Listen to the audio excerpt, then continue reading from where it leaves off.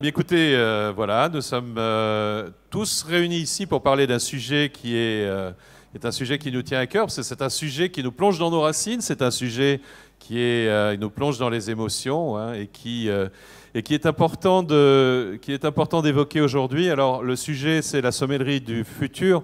Alors, je ne sais pas exactement ce qu'est la sommellerie du futur, mais on va parler des rapports entre sommeliers et vignerons, et on va parler aussi des enjeux qui sont devant nous, notamment comment défendre des terroirs avec des vignerons qui respectent la nature, quels enjeux pour la formation de nos jeunes, le niveau qualitatif des vins et l'intégration dans les cartes d'une proportion croissante de vins issus de l'agriculture raisonnée ou l'agriculture biologique. Donc, quelle influence aussi sur la taille des exploitations? Vous voyez, les sujets sont innombrables. Et donc, pour les évoquer, nous avons autour de ces deux tables basses, alors, je vais les citer et ensuite ils se présenteront. Je vous demanderai de vous faire une courte présentation et de répondre à la première question que je vous poserai.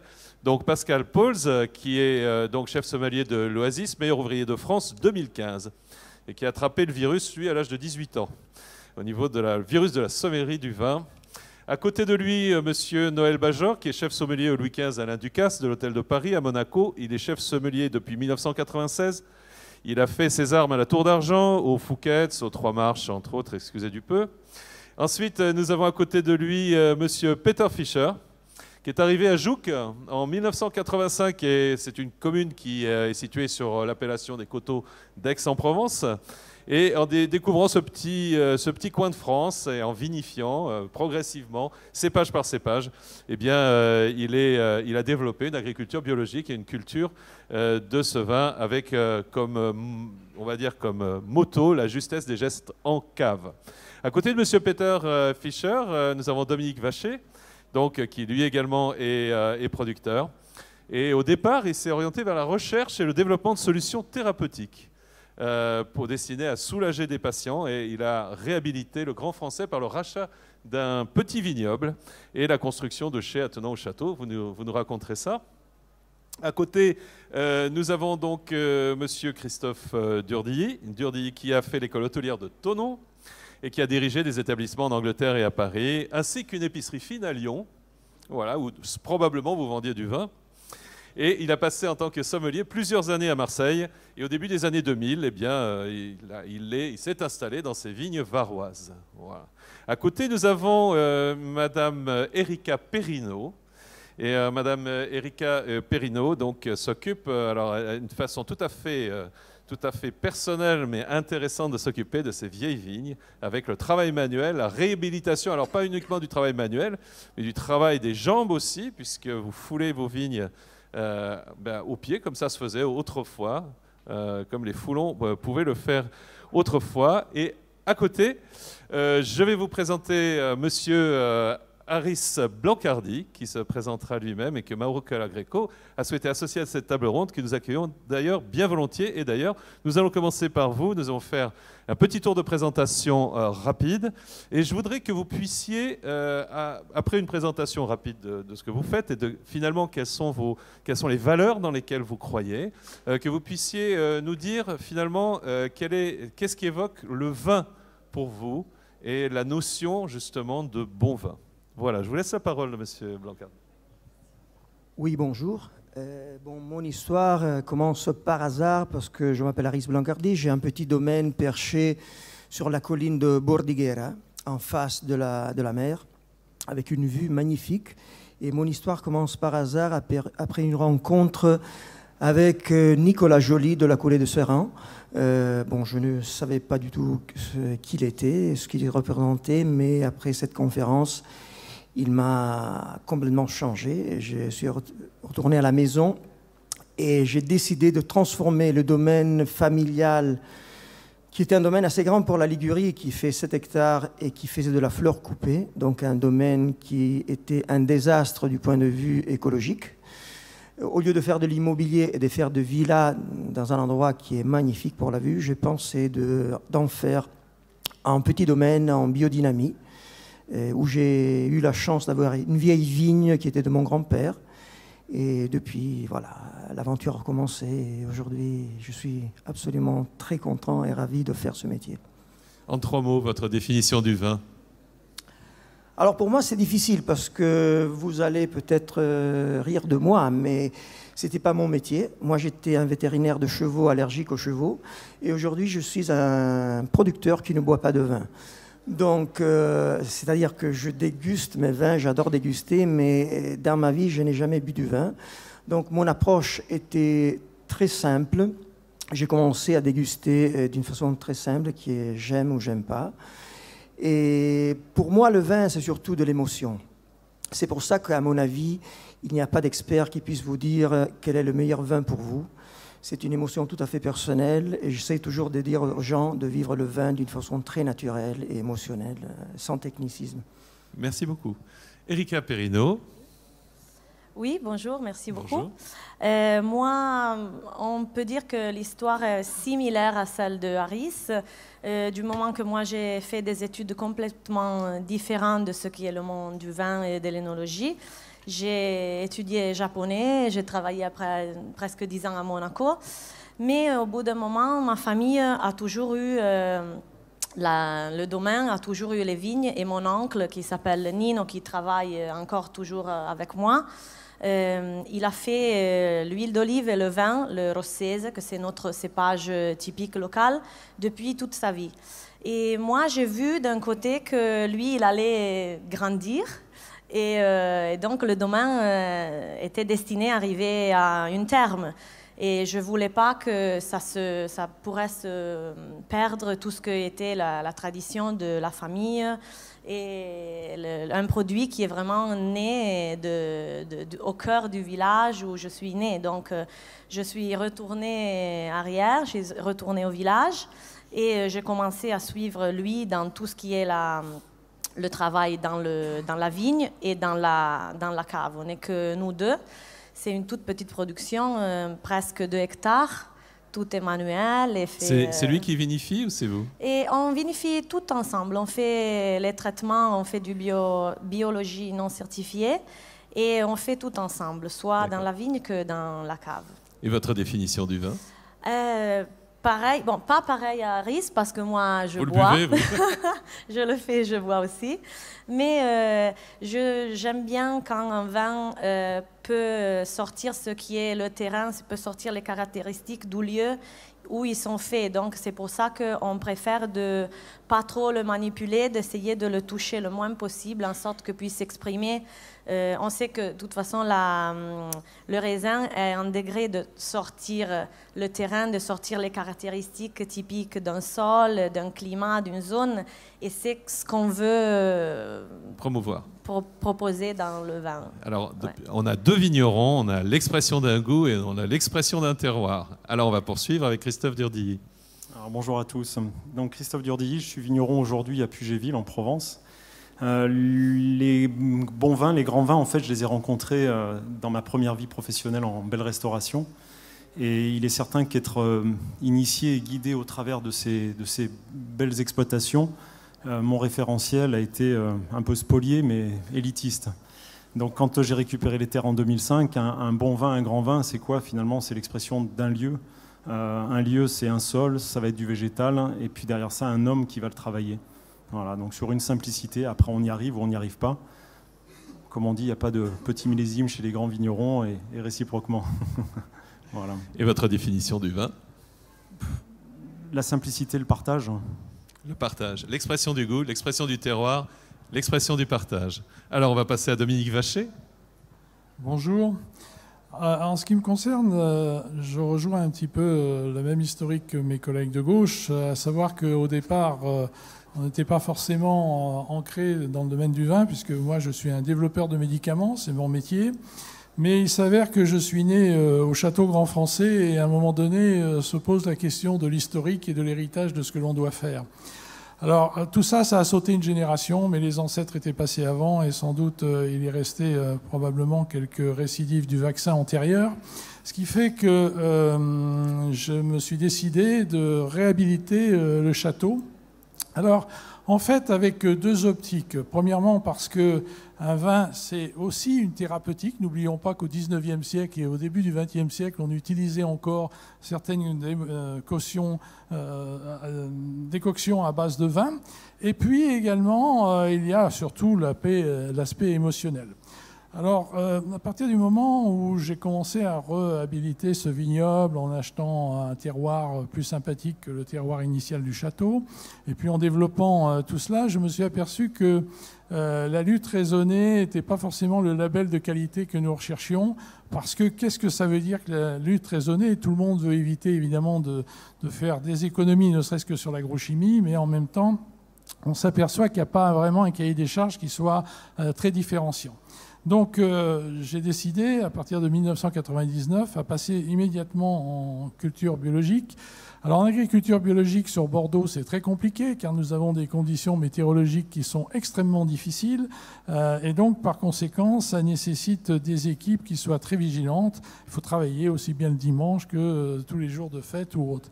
Mais l'intérêt de cette agriculture biologique est double. Premièrement, c'est de protéger les personnes qui travaillent sur la propriété. Parce que moi, en tant que développeur de médicaments, nous avons une bonne notion de ce qu'est la toxicologie et de tout ce qui se passe autour des produits chimiques. On essaye toujours de développer des médicaments qui soient à meilleure efficacité et ayant le moins d'effets secondaires. Le problème, c'est qu'en général, quand on a cette efficacité, on a toujours les effets secondaires qui suivent et on essaye de casser cette chaîne. Eh bien, pour l'agrochimie, c'est un parallèle exactement identique. Sauf que, en agrochimie, les études qui sont faites sur la partie toxicologique sont vraiment très frustres et très sommaires.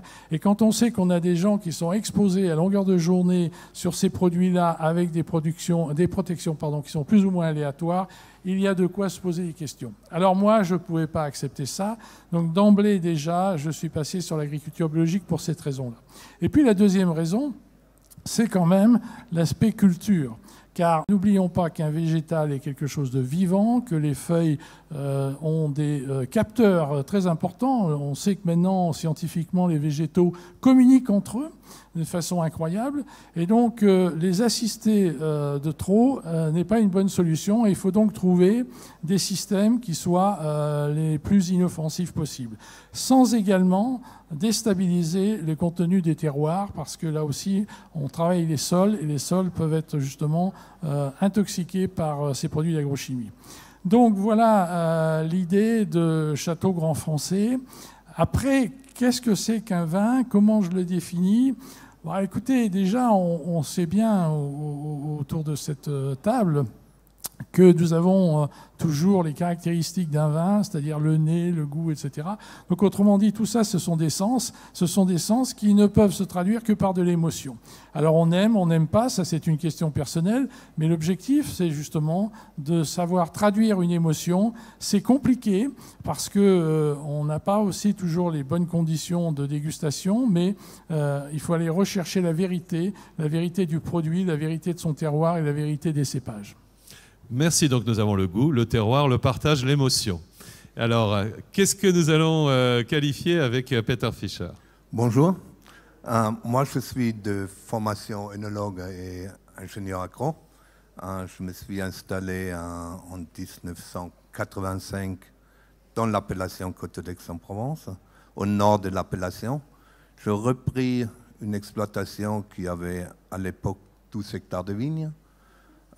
Que je menais très scolairement, ce que j'ai appris à l'école, d'une manière californienne, parce que je fais ma formation en Napa Valley. Donc, de vinification très high-tech pour comprendre que ce n'est pas très intéressant. Une fois qu'on a fait le tour, on a compris, c'est des formules, c'est des recettes, et il faut passer à d'autres choses. Donc, je me suis mis en agriculture biologique d'abord dès 1990, j'aime bien dire avant la mode, pour passer en biodynamie et avoir une approche en cave qui aujourd'hui m'interdit tout ajout de produits externes, si ce n'est que quelques milligrammes de sulfite, si l'équilibre de vin le souhaite. Donc on a 30 hectares aujourd'hui Et au bout de 30 ans, je suis toujours heureux de faire ce métier. C'est quoi le vin pour vous? Le vin pour vous? Le vin pour moi, je parlais de vin bio ou de la culture biologique, la culture biodynamique, la culture de vin nature, etc. Je m'en fous un peu. Je trouve ce qu'il est important dans le bon esprit de ce qu'il a été créé en France, dans l'ancien monde, en Italie, Espagne, l'idée de AOC, donc l'idée de vin de terroir. Pour moi, le plus grand compliment qu'on puisse me faire, c'est si un sommelier boit mon vin à l'aveugle, il trouve que c'est le mien, le millésime et quel cuvée c'est. S'il le trouve, je remplis mon contrat. Et vous lui offrez une caisse de bouteilles. Merci. Donc nous avons... c'est dur, je reprends, ça fait une transition absolument idéale. Donc Noël Bajor, un petit peu votre parcours, on l'a évoqué tout à l'heure, mais également votre proximité par rapport au vin. Par rapport au vin, donc, déjà moi j'ai toujours été sommelier. C'est un peu paradoxal par rapport à toutes les personnes qui se sont présentées, qui travaillent dans le vin. Moi, j'ai toujours été sommelier à travers, donc au départ, une école hôtelière, bien sûr, une école des sommeliers, ensuite des grands établissements, puisqu'il y a quelques années, le monde du vin n'appartenait qu'aux grands établissements étoilés ou aux grands restaurants. Donc ça, c'est un petit peu paradoxal. Après, au niveau de la recherche pour les sommeliers, c'était au quotidien, donc d'aller rechercher et d'aller vers vous pour aller et pour retrouver un petit peu des choses à la fois exceptionnelles et de comprendre un peu également votre message et de pouvoir transmettre ce message au niveau des vignerons. Ça, c'est le plus important. On est un petit peu le relais, un petit peu, on est un peu les ambassadeurs, si on peut appeler ça ambassadeur, mais c'est vrai que c'est très important d'expliquer. Monsieur parlait de message, il faut expliquer et faire comprendre un message en sachant qu'on a des consommateurs qui évoluent avec différents âges, des gens qui ont envie de comprendre, d'autres qui n'ont pas envie de comprendre. Donc il faut essayer de saisir cet instant qui est des fois très court, des fois très long. C'est à nous de nous mettre un petit peu à la page et à la mesure de la table, et donc de nos clients, et donc de faire découvrir tous ces vins-là. Pour moi, le vin, ça restera quand même le partage.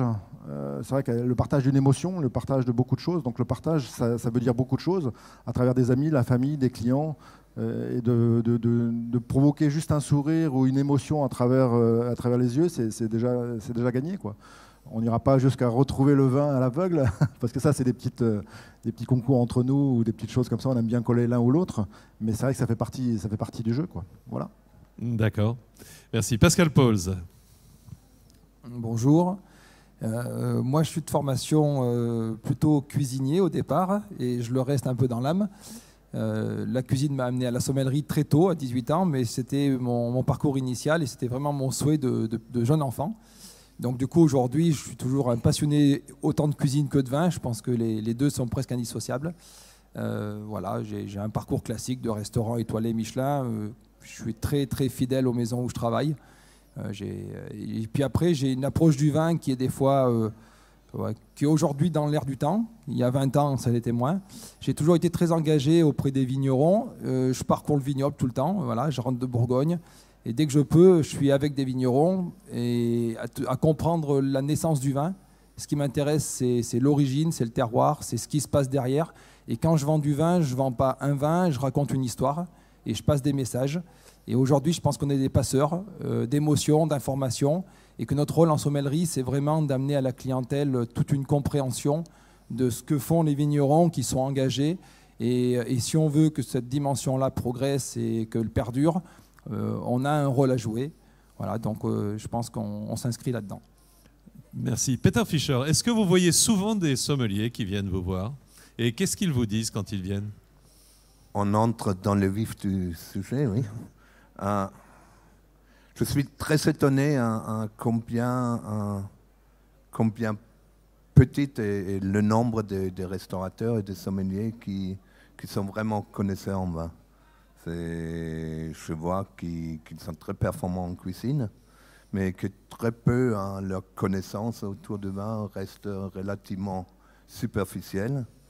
Le service du restaurant, les renseignements sont très souvent assez banals aussi. Donc c'est vrai, dans mon quotidien, j'essaie d'entretenir le contact avec la sommellerie et la restauration. Je suis un grand mangeur et ça me plaît. Mais je crois qu'il y a vraiment un besoin et un travail à faire à ce niveau. Donc si je vois quelqu'un comme Pascal, que je connais depuis des années, il vient chaque année, s'il ne peut pas venir personnellement, il vient à certains salons avec toute son équipe, pas seulement l'équipe de sommellerie, mais aussi l'équipe qui est en salle. Il les envoie au moins une fois par année chez moi ou chez des confrères dans le coin pendant les vendanges pour les laisser sentir, pour les laisser toucher, pour les laisser regarder, pour qu'ils aient une meilleure compréhension qu'est-ce que c'est le vin, que c'est une matière vivante. Et je crois à ce niveau-là, pour la gastronomie, il y a beaucoup de travail, de formation à faire. Erika Perino, vous prenez un micro.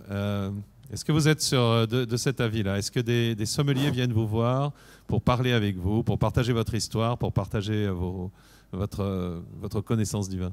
Oui, souvent, c'est vrai que nous, on est dans une zone pas très connue.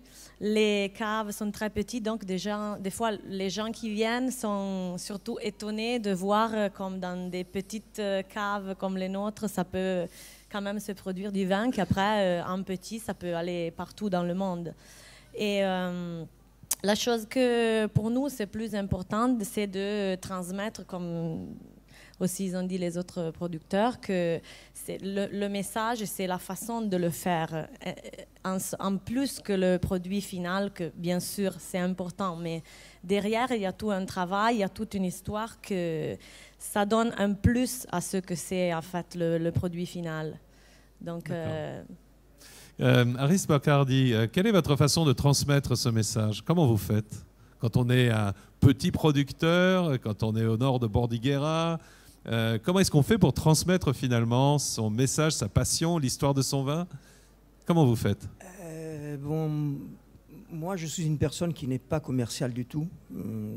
Donc, vraiment, je n'ai même pas le nom de mon domaine sur le portail de mon domaine. Donc, ça se fait d'une façon de bouche à oreille, et comme avec Mauro Colagreco, tout a commencé par hasard. Il avait entendu parler de mes vins, il est venu déguster, et quand il est arrivé au portail, je pensais que c'était quelqu'un qui avait une pizzeria à Menton, mais ça n'aurait fait aucune différence, parce que pour moi, c'est l'intérêt que la personne démontre quand elle vient.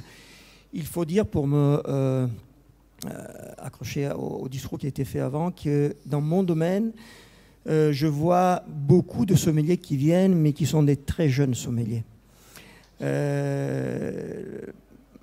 Pas pour dire que monsieur n'est pas jeune, mais c'est, je crois, un sommelier de ma génération. Donc, moi, ce que je vois, c'est que les personnes de mon âge, des fois, quand on parle de vin naturel, quoique le mot naturel, j'aime pas du tout, ils ont peur de ça. Souvent, ils disent « Ah, j'aime pas ce genre de vin », alors que les jeunes sont très intéressés. Il y a beaucoup de jeunes sommeliers qui viennent, qui sont très passionnés et qui sont à la recherche de petits producteurs. Et ce que je transmets, j'essaie de faire parler mon vin. J'ai horreur de décrire mon vin. D'ailleurs, je n'aurais pas la capacité de le faire. Je peux vous dire comment je le fais du point de vue technique, mais le reste, je crois que ça va passer par des émotions, des choses très personnelles. D'accord. Christophe Durdy, comment faites-vous pour faire passer votre histoire auprès des sommeliers, finalement, qui sont vos clients, ou des hôteliers qui sont vos clients? Alors, je dirais que mes clients, ce sont les buveurs-pisseurs. Donc, mes clients, c'est la finalité. Effectivement, les relais que sont les sommeliers ou les restaurateurs ou les revendeurs, avec la partie professionnelle, c'est des liens techniques, c'est des liens humains, d'une certaine façon. Après, avec les buveurs-pisseurs, c'est autre chose. C'est qu'aujourd'hui, on a la solution des réseaux sociaux avec le numérique. Donc, oui, il y a des choses à raconter là-dessus. Après, quand les personnes tombent sur les vins, il n'y a jamais trop de hasard, c'est certain, parce que dans un restaurant bien précis, voilà, il y a une émotion qui s'est passée autour de la bouteille. Je reviens encore sur cette notion de partage de l'information, partage d'un moment convivial à table. Et mon vin, mes vins, à ce moment-là, comme nos vins, sont mis en scène de la meilleure des façons. Donc les gens sont touchés, et ensuite de ça, ils prennent la voiture et ils arrivent jusqu'à la maison, au domaine. Qu'est-ce qui se passe à ce moment-là? Il y a une carte postale sous les yeux. Cette carte postale, les gens peuvent le voir. Après, on va parler d'agriculture bio, biodynamique. Non, ils ont simplement une carte postale sous les yeux. On va leur raconter le travail du quotidien.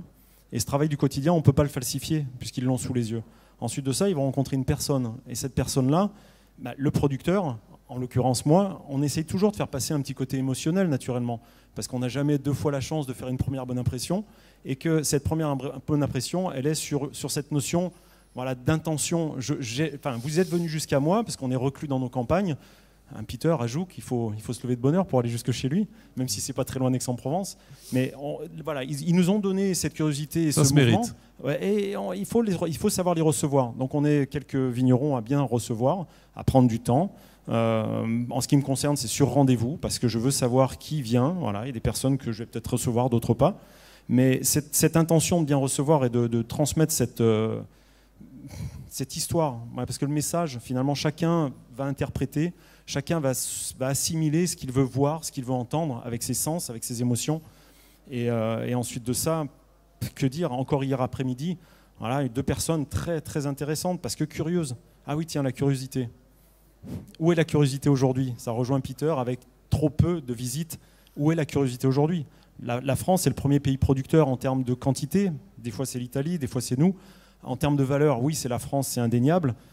Où est la curiosité et comment faisons-nous pour éduquer, pour initier justement notre public à savoir goûter des vins et non pas des étiquettes? Être plus curieux.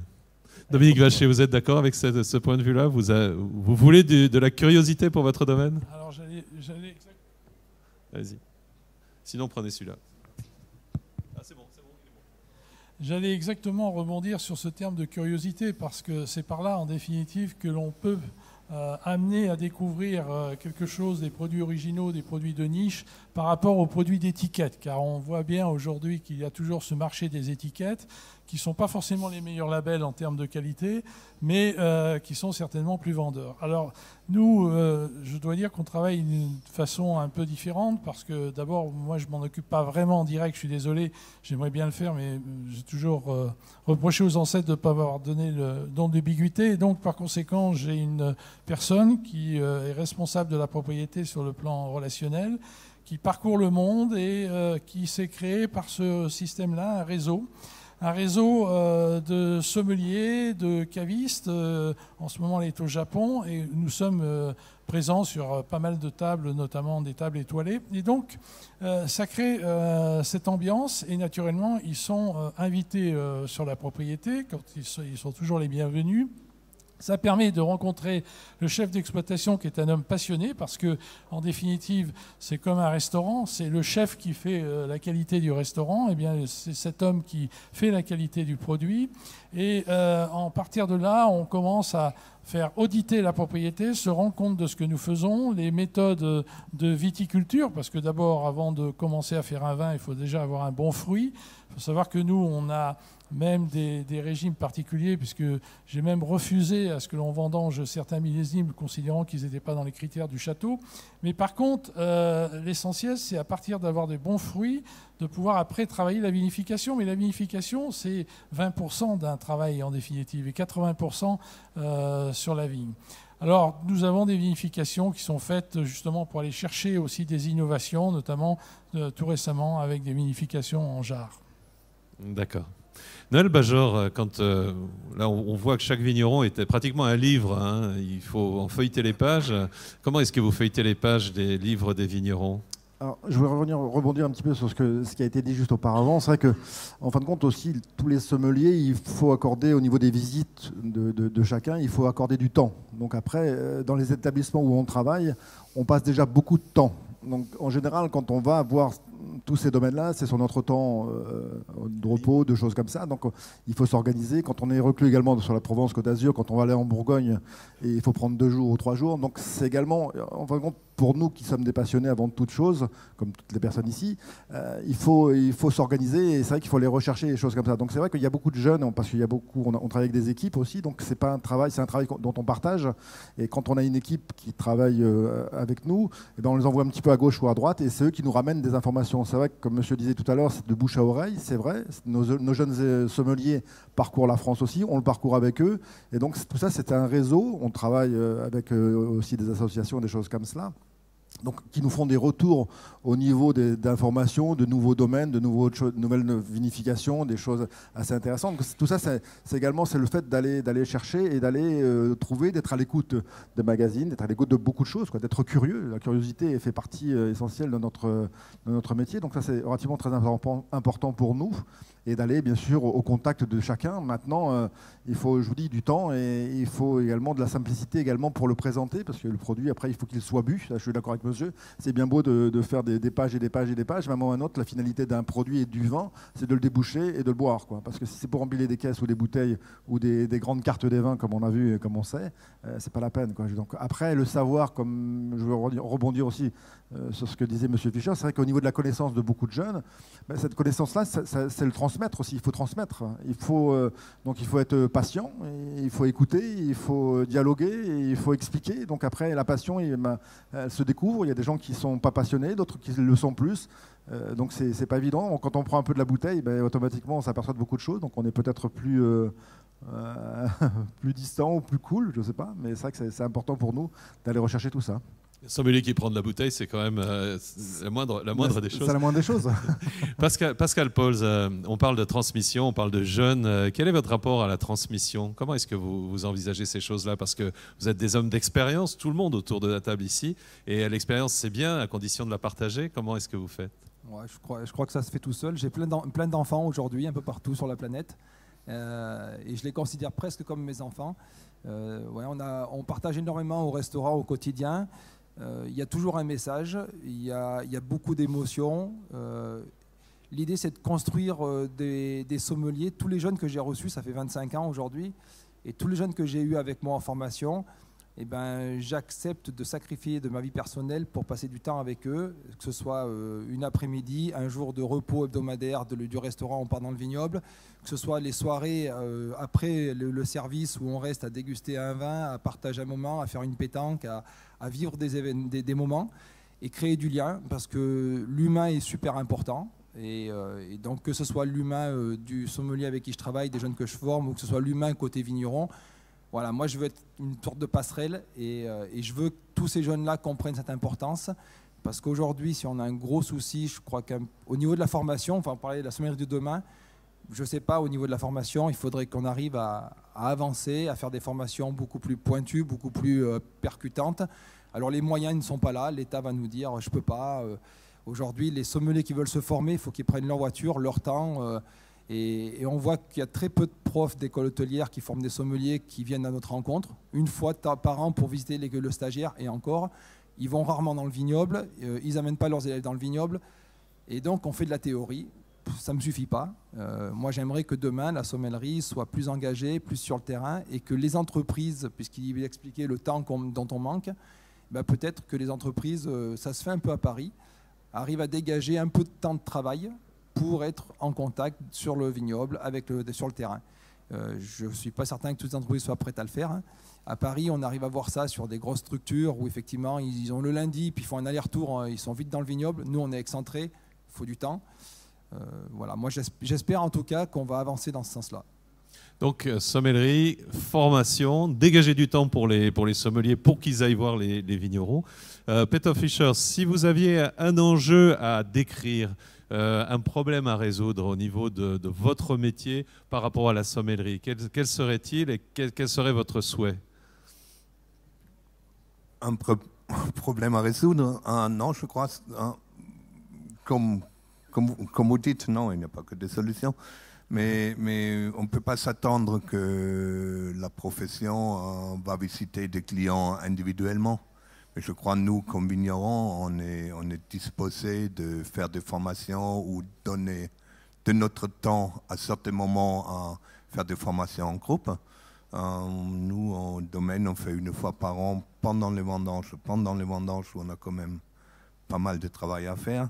Une journée de portes ouvertes pour les professionnels, pour les gens qui travaillent en salle, pour justement leur faire visiter la cave pendant qu'il y a des choses qui se passent. Donc, si des journées comme ça, des confrères le faisaient, et si nous on le fait, il y a vraiment le personnel qui vient et pas seulement le propriétaire ou les chefs qui qui ne viennent pas à 10 heures pour faire le tour de la cave, mais à midi pour bouffer. S'il y a un peu plus de motivation là-dedans, oui, ça me plairait beaucoup. Christophe Durdilly, tu vas pouvoir récupérer un micro. Comment est-ce que vous voyez la formation des jeunes, justement, que ce soit dans votre métier ou dans le métier de la sommellerie? Est-ce que pour vous, il y a des chemins à emprunter qui ne sont pas nécessairement académiques ou du style de ceux que mentionnait Pascal Pauls? Simple et compliqué à la fois. Non, dans la simplicité, il existe des choses aujourd'hui. Est-ce qu'aujourd'hui, on se rend compte qu'on arrive peut-être en bout de course d'une solution? Alors, fermons les yeux et puis imaginons demain, sans arrière-pensée, sans limite, voilà, qu'est-ce qu'on voudrait? Et effectivement, j'étais en sommellerie aussi auparavant, je demandais souvent de sortir dans le vignoble aux heures de travail parce que ça m'apparaissait être du travail. Le vin, aujourd'hui, sur une note de restaurant, c'est 40%, 35%. Ok, voilà, c'est descendu. De mon temps, c'était 40%, où j'étais fort. Ça dépend du vin. Mais bon, ça représente quand même une valeur ajoutée non négligeable. Derrière ça, ça demande certainement une implication. Après, on ferme les yeux et demain, qu'est-ce qui se passe? Donc effectivement, on peut trouver une scolarité au niveau de la sommellerie. J'en ai pas fait partie. École hôtelière, oui, mais pas en sommellerie pure. J'ai été autodidacte sur cette partie-là, un petit peu Suze-Larousse, etc. Tiens, Université du vin. Quand c'est une formation continue, il y a un développement naturellement plus intéressant pour l'individu et plus sollicité par l'individu. Donc où sont les sachants? Où sont les apprenants? Qui veut se rencontrer? Et finalement, oui, essayer de projeter quelque chose de qualité. Quelque chose de qualité, c'est quoi? Alors ça va être une académie peut-être demain, ouais, une académie, mais sur quel point? Sur un point simple de base, la sommellerie, la viticulture, c'est la géologie, le sol, c'est l'ampélographie, ok. Après un peu d'histoire, qu'est-ce qu'on a d'autre? Climatologie. Climatologie, ouais. Mais après, on va où? On va sur le terrain. Après, on va rencontrer des sachants comme Pascal, comme Noël, comme d'autres. Moi, j'ai eu la chance de rencontrer M. Pio à l'époque, ou comment il s'appelle, M. Borgeot à la Tassée. Ces gens-là, on n'avait pas besoin d'aller dans le vignoble. Ils transpiraient. Il y a des gens qui transpirent le savoir et qui ont envie de transmettre. Ok. Il y en a d'autres, c'est des intellectuels et qui sont ennuyeux. Ouais, le terme est exact. Voilà. Donc après, tout dépend de qui on veut détecter. Mais c'est de projeter cette académie de demain qui a un réel sens. Ça, c'est une certitude. Aris Bacardi, pardon. Et je m'adresse également à Erika Perino, puisque vous êtes tous les deux transalpins. Est-ce qu'il y a une académie de sommellerie en Italie? Est-ce qu'il y a des écoles de formation pour les sommeliers? Que je sache, il y a des cours qui sont faits, qui sont plus ou moins officiels, qui durent 3 ans, mais d'ailleurs j'avais pensé m'inscrire pour voir ce qu'il faisait. Mais c'est une approche encore très classique et à mon avis qui n'est pas l'approche que j'aime.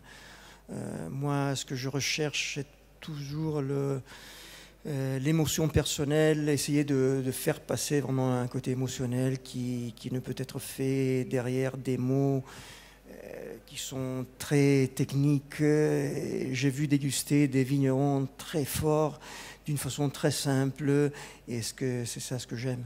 Mais je suis quand même assez confiant parce que je vois que les jeunes sont très passionnés. Certainement les équipes de jeunes que Monsieur Bajor envoie pour faire le travail sur place aiment beaucoup le faire, et ils emploient leur temps, leur voiture pour venir nous visiter.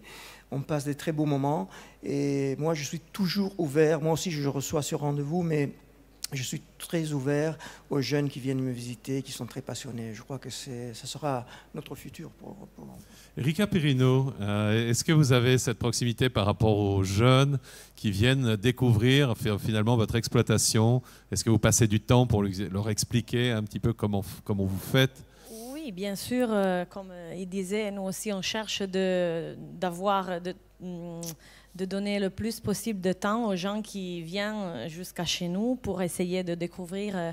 Chez nous, en plus, c'est aussi un peu plus compliqué parce que ce sont des réalités qui sont vraiment presque inconnues. Le nom du raisin, plutôt que la vinification, tout est vraiment un peu pas très fameux. Donc, il y a des gens qui, avec une extrême curiosité, veuillent connaître tout ce qui sont les travaux de cantine plutôt que dans la vigne.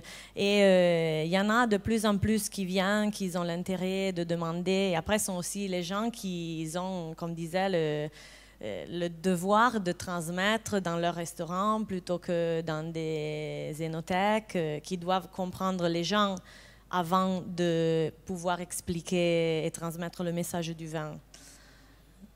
D'accord. Dominique Vacher, est-ce que vous utilisez, on va dire, pour communiquer à la fois sur votre domaine, mais également sur vos vins, des outils de troisième génération, numérique?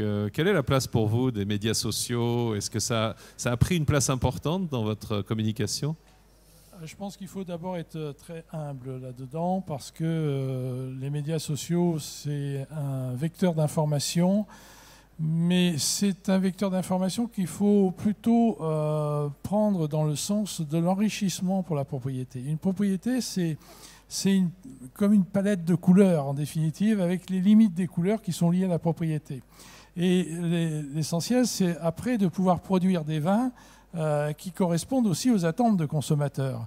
Ça n'empêche pas que ces produits-là ne vont pas garder leur propre originalité, mais vous, en tant que sommelier, vous êtes confronté à des clients qui recherchent certains types de vins, plus légers, plus fruités, etc., ou plus corsés selon les endroits où on veut aller.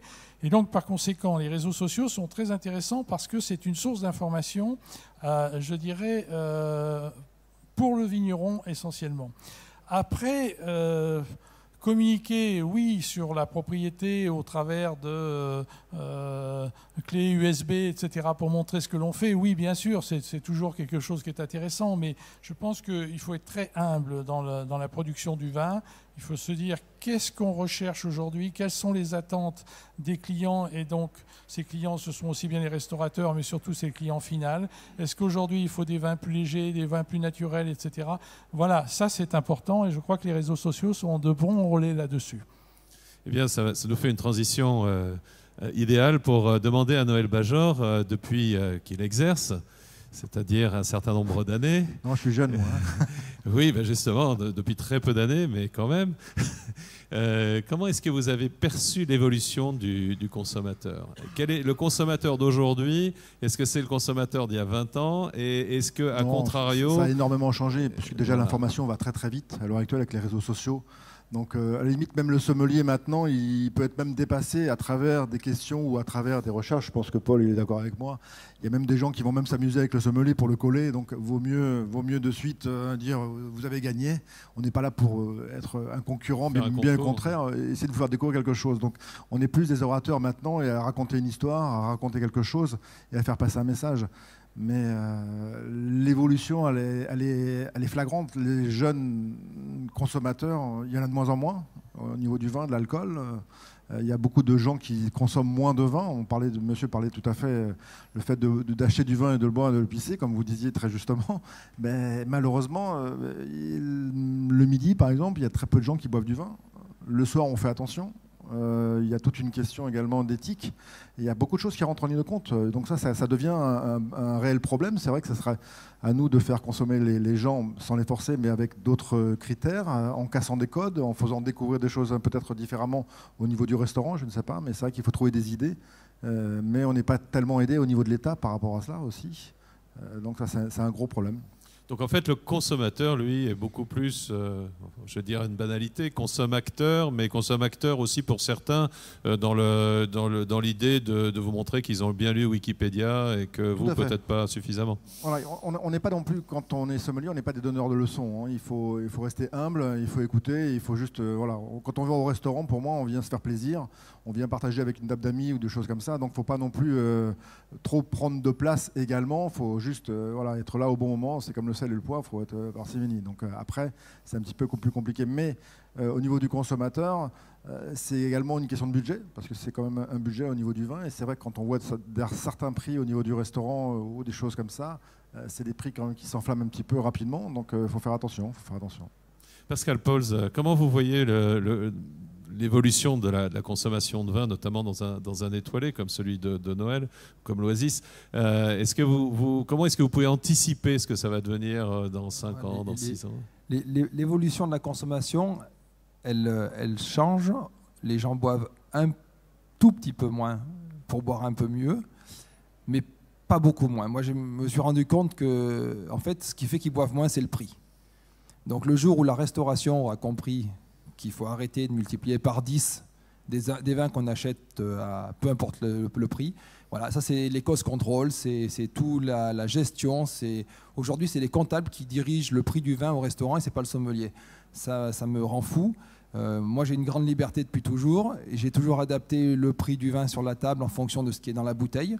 Bien entendu, je tiens compte du prix d'achat, mais il y a des grandes bouteilles qui valent pas cher et ben, sur lesquelles on peut peut-être marger un peu plus parce qu'on a découvert un vigneron qui demain va évoluer et puis avec son prix aussi. Mais il faut rester raisonnable et si on est raisonnable, les clients continuent à consommer du vin. Voilà. Après, il y a tout un engagement, une dynamique aussi sur les vins avec moins de sulfite. Donc moi, je suis très engagé sur les vins bio, biodynamie, peu importe, nature. Je me fiche des labels. D'ailleurs, il ne devrait pas y en avoir. Il devrait y avoir un label pour les vins chimiques, mais surtout pas pour le reste, parce que le reste, c'est juste normal. Là, on marche sur la tête. Et après, je pense que la consommation, quand on a des vins qui sont plus épurés, plus propres, bien entendu, on peut consommer peut-être un verre de plus sans prendre le risque ni d'alcotest, ni du mal de tête, etc. Donc, à nous de diriger les clients vers ça. Je pense qu'en restauration gastronomique, c'est compliqué. Il y a trop peu de sommeliers qui s'engagent vers ce débat. C'est en train d'arriver, la jeune génération bouge, et tant mieux. Mais on a du mal à proposer des vins un peu plus nature dans les restaurants gastronomiques, parce que la clientèle est un peu habituée à des vins standardisés. Donc il faut y aller avec parcimonie. Donc moi, je fais un gros travail sur ces vignerons, en demandant aux vignerons, ok, faites-nous des vins avec moins de sulfite, voire pas de sulfite, mais faites-nous des vins qui n'ont pas de déviance, pas de mauvais goût, pas de défaut, qu'on puisse les présenter. Et une fois que le client l'aura bu, on va lui expliquer que c'est sans soufre, mais pas avant, de façon à lui montrer que c'est possible d'arriver vers des vins plus propres, avec des goûts qui sont des goûts qu'on accepte facilement. Voilà. Il y a après tout le travail des bars à vin que j'adore, qui démocratise un petit peu le vin, mais qui des fois dans les vins de nature vont un peu trop loin et explique au client qu'un vin qui pétille ou qu'un vin qui a un goût de pomme blette et de cidre, c'est un vin qui est bon. Voilà. Là, la frontière n'a pas dépassé. Mais il y a une évolution qui, pour moi, est positive. Donc elle est positive au niveau de cette évolution. Je vais vous demander à chacun maintenant, on va laisser la Tanzanie, United Kingdom.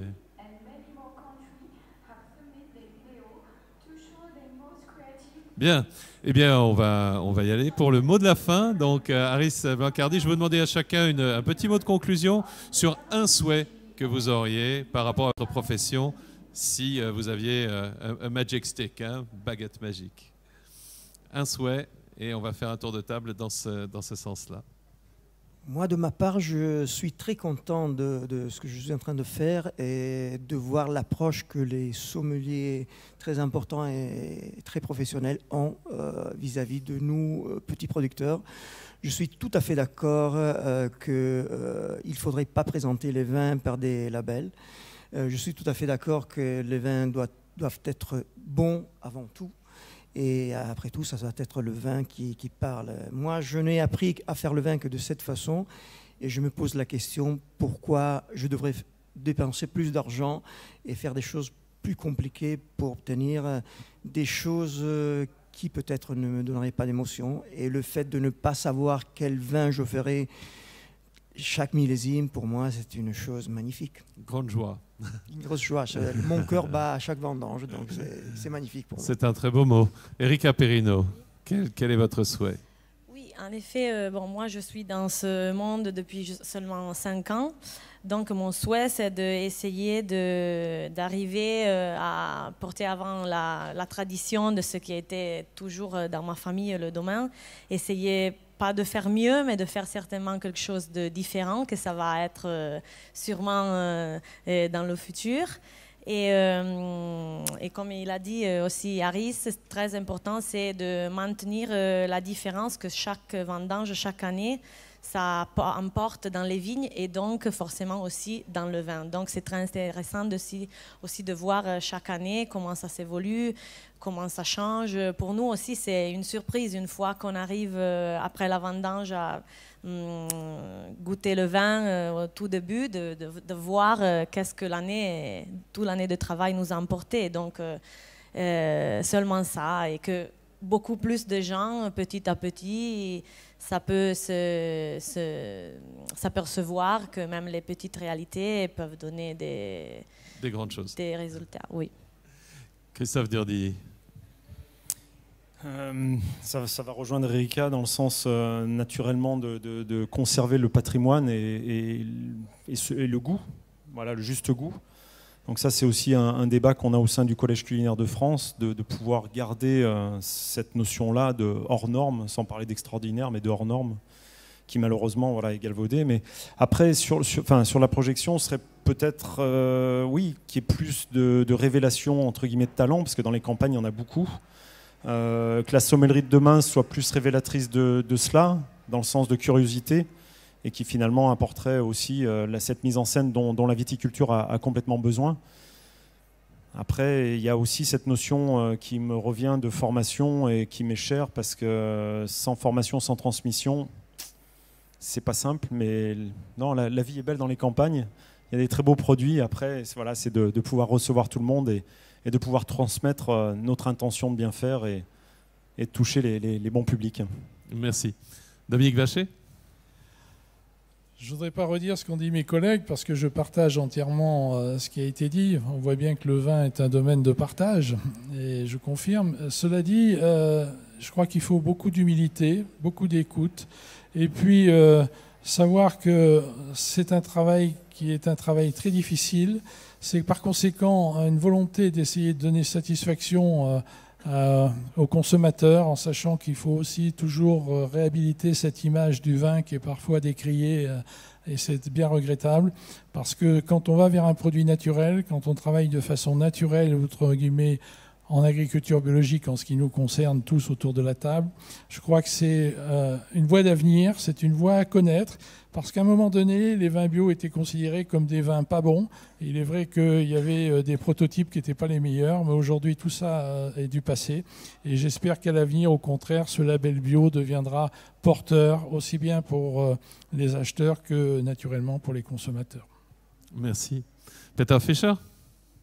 Voilà, ça fait 35 ans que je fais du vin. Je suis dans la période de ma vie où je commence à réfléchir sur la transmission. Donc, étant là-dedans, j'espère très fortement que mes enfants qui ont l'intention de reprendre puissent vivre ce métier avec la même passion, avec la même humanité et dans un contexte humain. Pour fleurir là-dedans, pour trouver le bonheur et vivre une vie entière. Voilà. Merci. Noël Bajor, est-ce que vous avez trouvé les armes pour équiper le sommelier du futur? Oui, on va chercher en tout cas.